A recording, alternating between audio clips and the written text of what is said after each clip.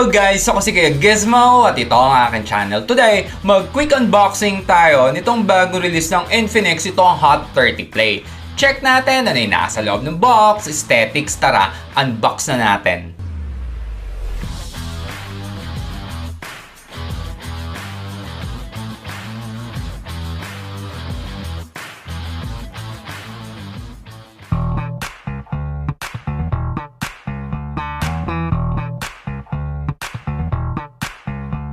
Bago sa unit, check muna natin ano ang nasa loob ng box. Dito sa loob ay nandito itong service cards. Nandito rin itong manipis na jelly case, SIM ejector at itong sync cable o charging cable. Ito ay USB Type-C. At ang huli, itong power brick. Ito'y supported ng 18 watts. Next, punta na tayo mismo dito sa unit. Peel lang muna natin to. Itong na-unbox natin, ito yung color na Blade White. Available din ito sa purple at black. Isa sa napansin ko, yung back panel nito ay glossy finish na angkon. Syempre, pag ganitong glossy, medyo magnet yan sa mga smudges at gas-gas. Yung design ng back panel is slope lines na sumasabay sa glossy effect. Next, boot on na natin.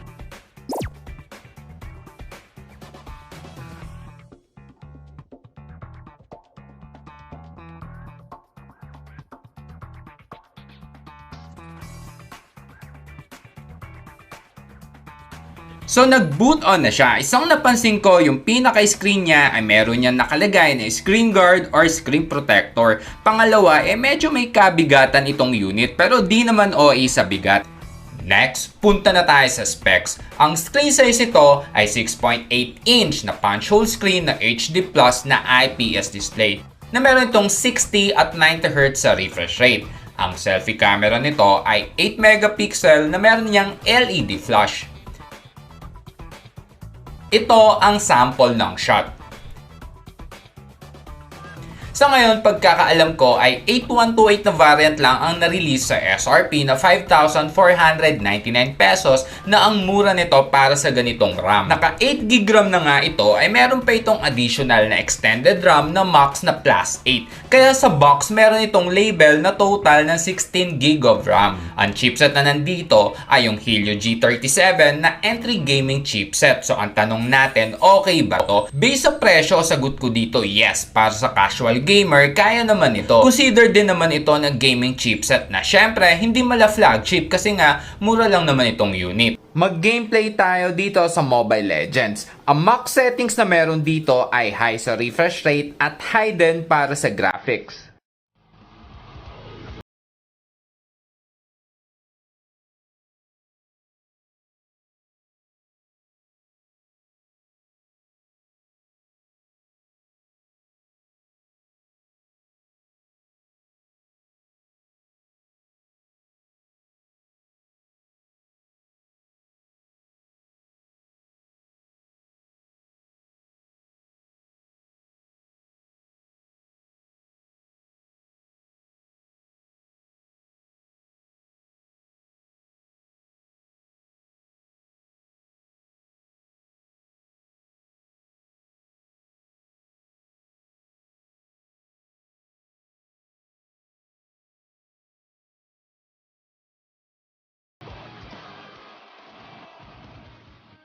Balik tayo sa aesthetics. Sa upper left side, nandito itong camera modules, ang Infinix Hot 30 Play. Ito talaga ay dual camera lang na main shooter nito ay 16 megapixel sa 1080p na common sa mga entry phone. Kasama rin itong AI lens para sa secondary camera. Ito naman ang LED flash.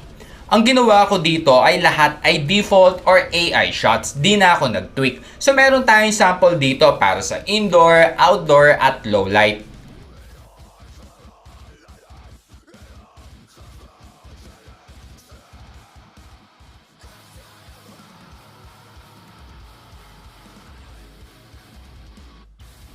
Nag-test din ako ng video recording. Ang settings na available na meron lang dito ay yung 1080p at 720p na meron lang 30 fps, wala nang iba. Nag-stabilization test din ako para sa video, medyo di ko ramdam dito guys.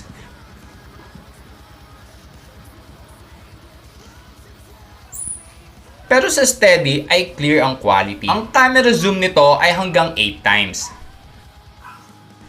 Balik tayo sa aesthetics. Sa right side naman yung volume rocker at power button. Ito rin ang fingerprint scanner. Kasama rin itong nauusong side-mounted fingerprint sa mga entry phone. Good job sa Infinix. Across the screen naman ay yung SIM tray. Check natin kung anong klaseng tray to. Good news sa mga dual SIM talaga dahil ito ay triple cord slot. Sa ilalim naman itong speaker grill, charging port, primary mic at itong 3.5 jack. Sa taas naman ay walang nakalagay. At dito bandang screen ay yung earpiece. Sa battery, meron itong massive na 6,000 mAh na ang okay dito, ito ay supported ng 18 watts.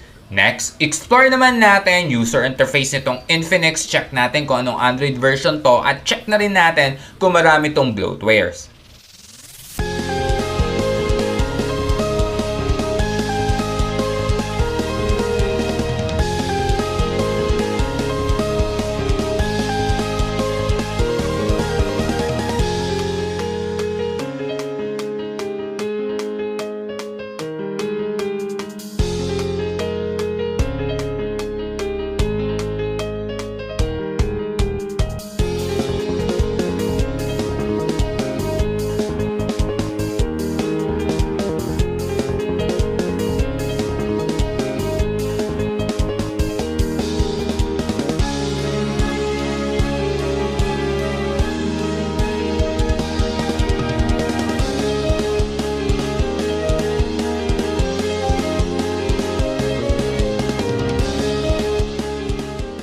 So balik ako guys, ito napansin ko, marami siyang bloatwares, may iba pwede mong uninstall at may iba na hindi talaga pwede.